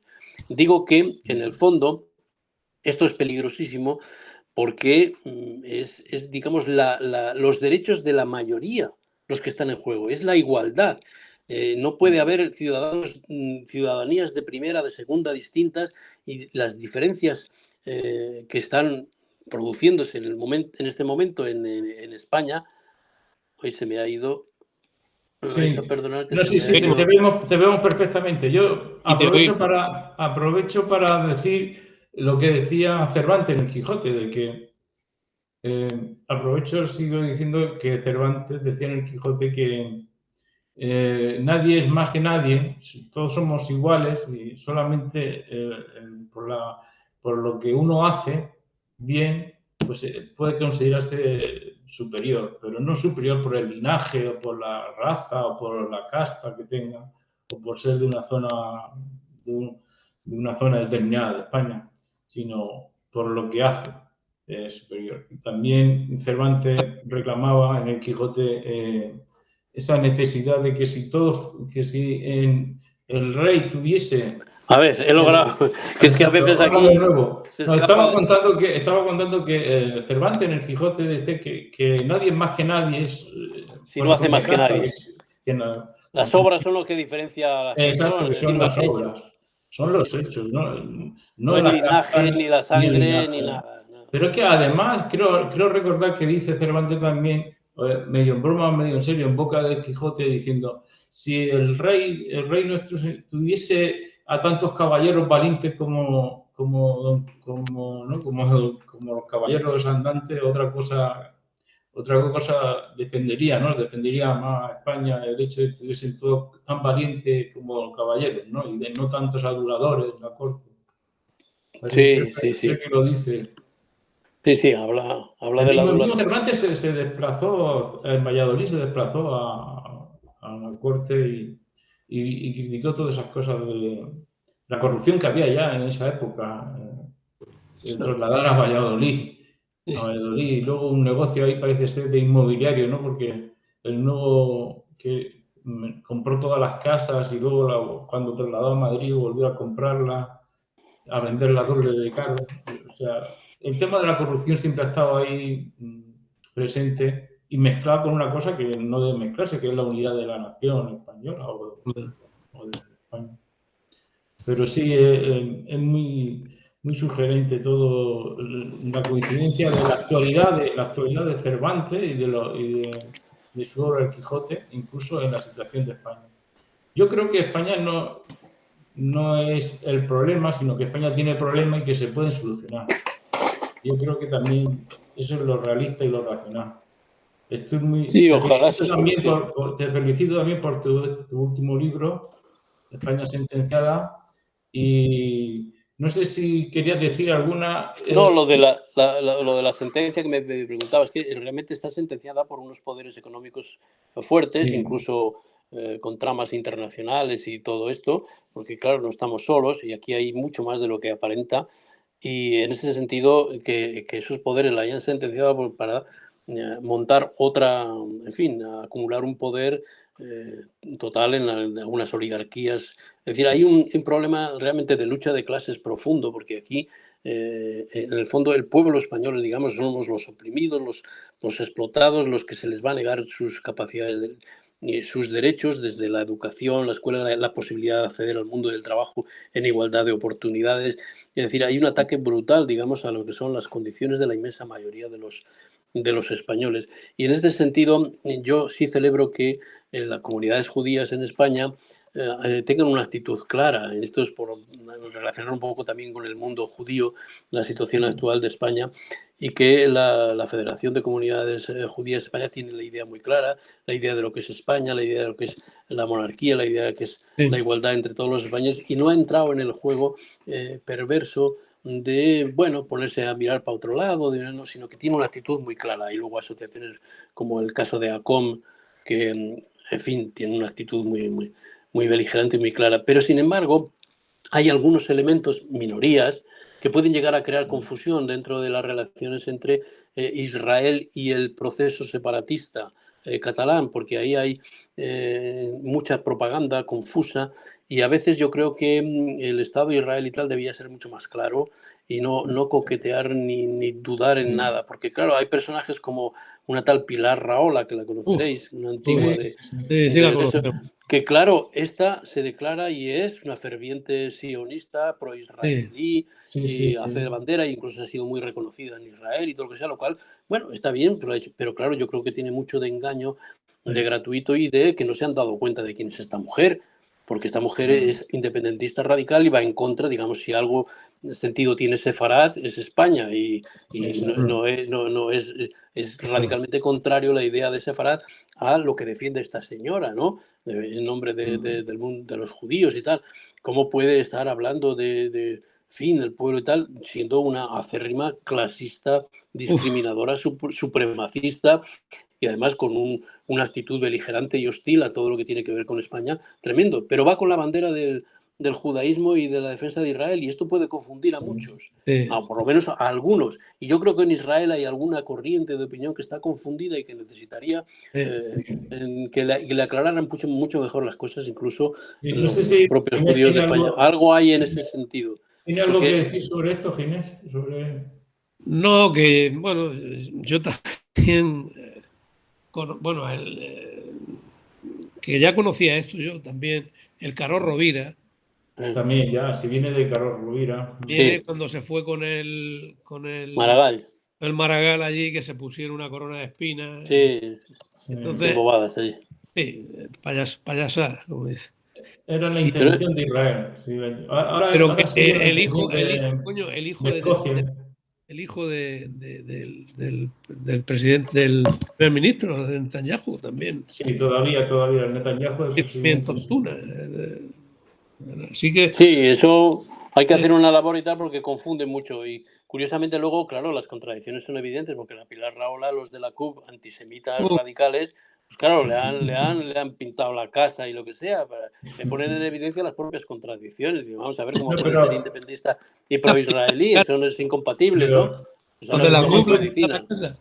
ten en cuenta, Santiago, que no son tontos, las Pilar Rahola no son tontos, y el Parlamento catalán apoyó a Marruecos, apoyó a Marruecos, y ahora los recientes Sí, acontecimientos en Ceuta, Sí, están siempre apoyó a poniéndose en una Marruecos. situación. Todo lo que sea desmoronar la idea de unidad de Eso, España, para ellos les viene bien, le venga viene de donde bien. venga. Y si Israel en algún momento titubea o algo, pues lo aprovechan, ¿no?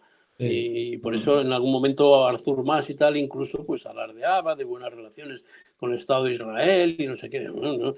Aquí no caben medias tintas, esto no tiene ningún sentido. Israel tiene que estar por y a favor de la unidad de España de manera indiscutible, ¿eh? Exacto. Porque es Y los que judíos no los pueden sefardíes, titubear ahí porque es su propia, claro, yo creo, la inmensa mayoría de judíos en España lo tienen muy claro, pero hay algunos todavía, y por eso decía yo que, bueno, por curiosidad de acercar también el tema judío. deberían explicarlo, y sobre todo a Estados Unidos, a Estados Unidos, que Sí, ha claro, apoyado a Marruecos, la comunidad judía de Estados Unidos debería ir a poderosísima hacer un tampoco. lobby, Pasa debería que hacer un España, lobby. en fin, es un lugar muy, yo qué sé, muy apetitoso para crear un reequilibrio geoestratégico distinto en el mundo y puede que seamos nosotros otra vez, en fin, los chivos expiatorios y en eso, claro, el independentismo catalán pues es clave para cualquier proceso de debilitamiento del Estado y de España, es fundamental, ¿no? Y por eso puede ser peligroso cualquier insinuación de apoyo al movimiento independentista por parte del mundo judío, claro. Bueno, pues yo pienso que Cervantes pediría eso, como cristiano nuevo, como judío converso, pediría el encuentro de los sefardíes de Israel de nuevo con España, para la Claro, defensa de Sefarad, que Sefarad es España. Ellos exactamente.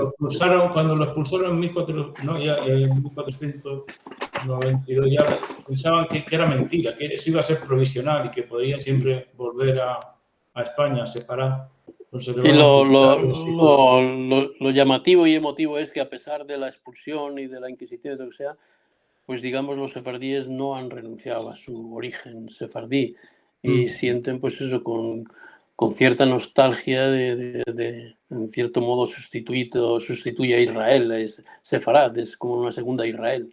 Exactamente. Y eso es de admirar porque es de generosidad y de entrega y son vínculos profundos que los que nos consideramos un poco herederos de esa tradición judeo-conversa o judía directamente, me gusta reivindicarlo, defenderlo, porque esto que ha soportado casi 15 siglos no puede desaparecer de la noche a la mañana. Son vínculos muy profundos y el caso mío personal, el interés por el mundo judío, pues hunde raíces en impulsos pues muy profundos que no sé ni de dónde vienen, pero desde luego yo no me los he inventado, están ahí y si no existieran de alguna manera yo no los viviría con la intensidad y el interés con que los vivo, ¿no?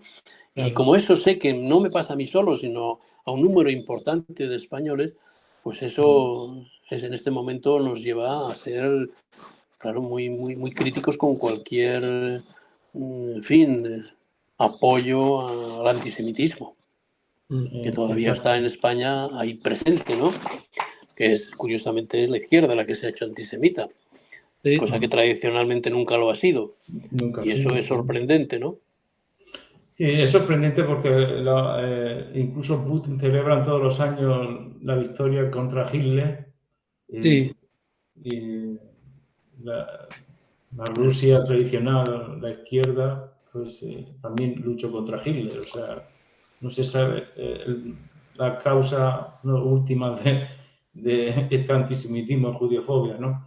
pero yo creo que Cervantes diría que se vuelva al encuentro de Israel con España, que Israel defienda a España y no a Marruecos, y que convenza a Estados Unidos de estar más con España que con Marruecos. Efectivamente. Que una alianza no implique el destruir la otra. La destrucción de separar. O sea, es absurdo, que las buenas relaciones con Marruecos no impliquen la destrucción de separar. Exacto. Muy bien, pues yo creo que hemos llegado ya. Muchísimas gracias a los dos, a Ginés y sobre todo a Santiago Trancón por sus dos obras y que hemos hablado. Nos ha dado tiempo a hablar de sus dos obras y enlazarlas. Gracias a ti y estaba dispuesto para lo que sea. Podemos continuar, Ginés y Antonio, cuando queráis, que hay tantas cosas interesantes. Exacto. Podemos hacer otro programa dentro de poco, sobre todo si sigue con esa intención de España sentenciada y sentenciándola ahí, hacer un programa de crítica, de Colón, distinguiendo la realidad y la ficción, Y también sobre el autor, ¿no? Que ha dicho Ginés al principio, ¿no? Sí, Muñoz Alonso ese. Núñez Alonso. O Núñez Alonso. Núñez Alonso, que sería muy interesante recuperarlo, que se conozca de nuevo. Y Colón. Sí, que Colón que le han hecho catalán. Bueno, sí. le han hecho catalán, ¿sabes? Hay un libro que está escrito por el actual capitán marítimo de Cartagena, que lo tengo yo, está en una editorial, bueno, no es un libro ni histórico, o sea, no es una novela histórica, ni un libro más científico, y el libro se llama Colón, el secreto mejor guardado. Pues eso de que Cervantes, como dice, no quiere revelar su origen ni su nombre, en Colón pasa lo mismo. Exactamente. Y este, bueno, realmente, yo qué sé, después de leer ese libro, pues pienso cuando se fue a la Luna, yo no sé qué era más difícil, ir a la Luna o hacer el viaje que hizo Colón. Y está, bueno, y lo de, por ejemplo, llegaron a querer en el Vaticano canonizarlo, pero encontraron a un hermano que había sido quemado en efigie, Bartolomé Colón. Seguramente. Pasaron, como dice el capítulo de la canonización. Sí. Pero es otro tema interesante. Todos los judíos de la época del siglo de oro es tremendo. La literatura no se entiende sin esa referencia. Sí, pero que es curioso que los italianos lo reclaman como... Y sin embargo hay más posibilidades de que sea catalán o mallorquín o que viniera de por allí, porque italiano no aparece nunca en su texto. Sin embargo, conocía perfectamente el hebreo, el latín, español, porque bueno, yo aceptaría lo que dicen esta escuela de historia catalana radical, de renovación de la historia, que dice que Colón era catalán. Yo aceptaría eso, pero que Cervantes sea catalán, Santa Teresa de Jesús catalana, ya no me lo creo. Que dicen también que Cervantes era catalán, era Cervera. Sí, bueno, pero es que decir que eso no tiene ningún sentido. Decir, Colón fue de muchos sitios y sobre todo lo que era de origen judío. Eso es lo fundamental. Si le pretenden luego añadir la gloria de descubrir América por ser catalanes, es un disparate. Es un disparate. Lo mismo que a Cervantes o a San Andrés. Y un anacronismo. Sí, bueno, todo eso forma parte de la propaganda antiespañola. Bien, pues muchísimas gracias de nuevo a los dos. Tenéis que ir apagando vosotros primero. Muy bien. Vale. Bueno, pues muchísimas. Shalom. Shalom. Y mándanos el enlace en cuanto esté disponible. Exacto, en cuanto el técnico pueda ponerlo, la grabación. Ha sido un placer, Santiago, escucharte. Igualmente, Ginés. En otra ocasión. Un placer a todos. Adiós. Shalom. Y dándole vosotros. Eso. Muy bien, pues muchas gracias y nos vemos en el próximo encuentro.